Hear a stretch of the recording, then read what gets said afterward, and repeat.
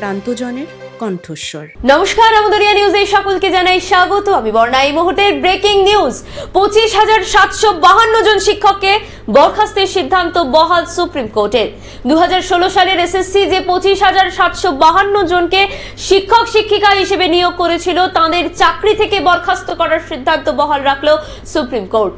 Supreme কোর্টের প্রধান বিচারপতি সঞ্জীব খান্না বৃহস্পতিবার সকালে ওই রায় দেন। প্রধান বিচারপতি তার রায়ে জানিয়ে দেন, গোটা প্যানেলই বাতিল করা হলো, কারণ পুরো প্রক্রিয়ায় কারচুপি করার বিষয়টি প্রমাণ হয়েছে।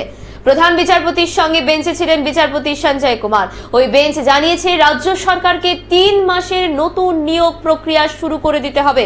যারা অন্য সরকারি চাকরি ছেড়ে ওই বছর এসএসসি দিয়ে স্কুলের চাকরিতে ঢুকেছিলেন, তারা চাইলে আগের কর্মক্ষেত্রে ফিরতে পারেন।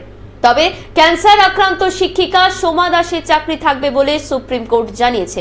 আগামীতে পরীক্ষা দিয়ে এই 25,752 জনের মধ্যে যারা যোগ্য হিসেবে বিবেচিত হবেন, তাদের মাইনে ফেরত দিতে হবে না। এখন এই পর্যন্তই। পরবর্তীতে আবারও ফিরে আসবো ব্রেকিং নিউজের সাথে। ধন্যবাদ।